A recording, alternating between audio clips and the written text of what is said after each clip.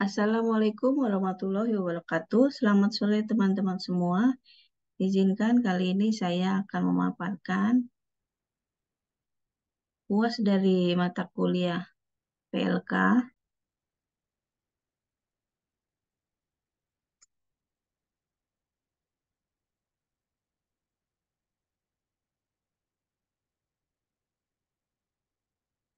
Perkenalkan, nama saya adalah Retno Latis Riayu dengan NIM 220 2010 249 dari kelas MJ 4205.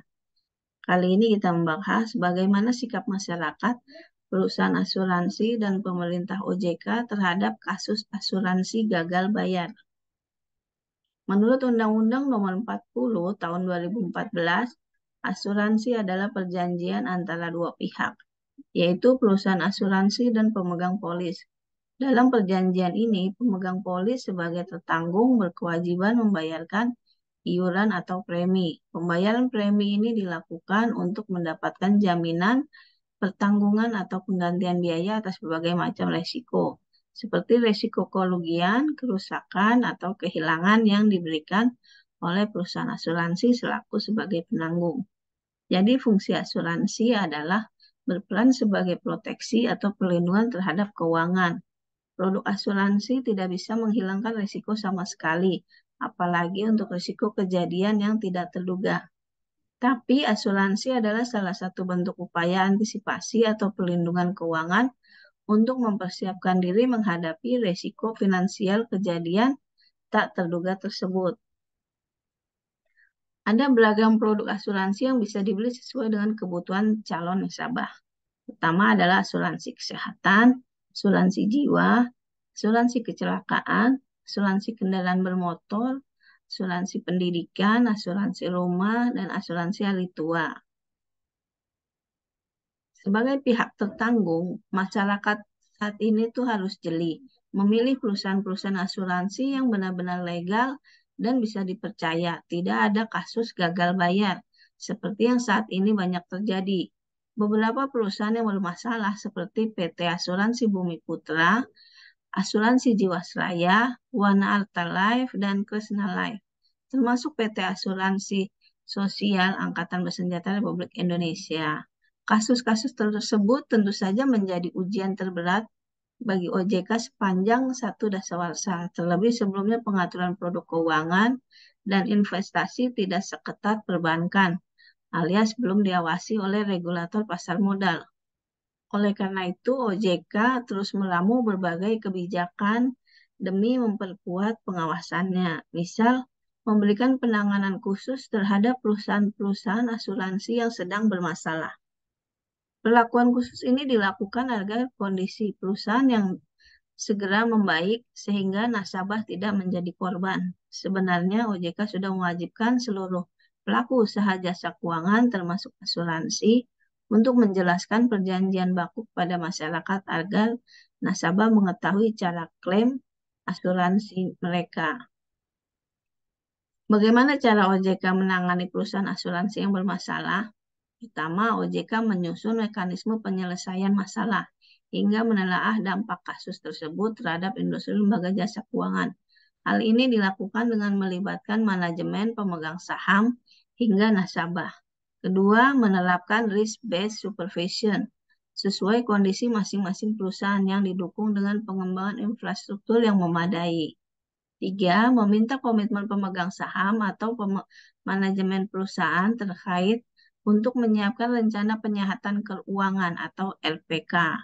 Kegiatan penyihatan pun diawasi sesuai waktu penyelesaian yang disepakati perusahaan dengan otoritas. Keempat, sementara itu kasus asuransi jiwasraya pemerintah melalui Kementerian BUMN memberikan opsi restrukturisasi untuk menangani kasus gagal bayar di perusahaan plat merah tersebut. Mayoritas pemegang polis menyetujui program restrukturisasi Jiwasraya. Suatu lembaga keuangan tentunya mempunyai kewajiban kepada penyimpan dana. Dengan demikian,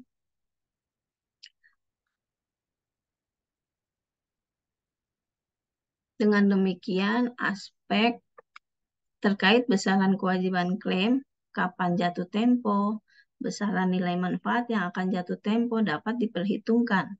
Apabila suatu perusahaan lembaga keuangan non-bank mengalami permasalahan dalam memenuhi kewajibannya, maka OJK akan minta pertanggungjawaban kepada manajemen serta pemilik agar dapat menyelesaikan permasalahan liquidity gap secara jangka pendek. Lalu bagaimana memastikan keberlangsungan usaha? Perusahaan dari segi perusahaan, mereka harus memiliki dan menerapkan strategi, kebijakan, dan prosedur manajemen risiko yang disusun secara tertulis. Nantinya, Dewan Direksi, Dewan Komisaris, dan Dewan Pengawas Syariah bagi perusahaan asuransi syariah wajib melakukan pengawasan aktif. Tiap-tiap perusahaan asuransi atau reasuransi juga perlu menyusun kecukupan kebijakan dan prosedur manajemen risiko serta penetapan limit risiko dengan sistem pengendalian internal yang menyeluruh. Sementara itu, jenis-jenis risiko yang perlu dikendalikan ada 9 jenis, antara lain risiko strategis, risiko operasional, risiko asuransi, risiko kredit, risiko pasar, risiko likuiditas, risiko hukum, risiko kepatuhan, dan risiko reputasi.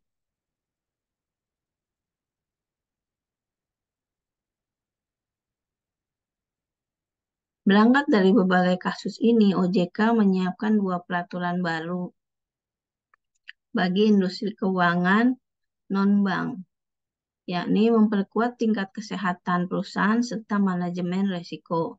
Aturan itu tertuang dalam Peraturan OJK Nomor 44 garis miring POJK.05.2020 tentang penerapan manajemen risiko bagi lembaga jasa keuangan non-bank.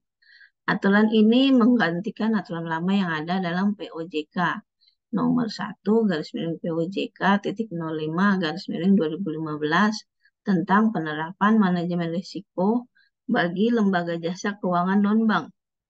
Pada aturan lama, pelaku usaha wajib memitigasi risiko strategi, operasional, aset, dan liabilitas kepengurusan, tata kelola, dukungan dana, serta asuransi.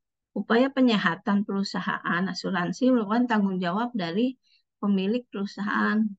OJK selaku pengawas mendesak pemilik perusahaan untuk bertanggung jawab dan berkomitmen penuh dalam menyelesaikan kewajiban kepada para pemegang polis. Perusahaan harus menyampaikan rencana penyehatan keuangannya yang komprehensif serta didukung dengan kepastian sumber dana yang dapat segera direalisasikan perusahaan. Demikian yang dapat saya sampaikan, teman-teman semua. Saya ucapkan terima kasih atas perhatiannya.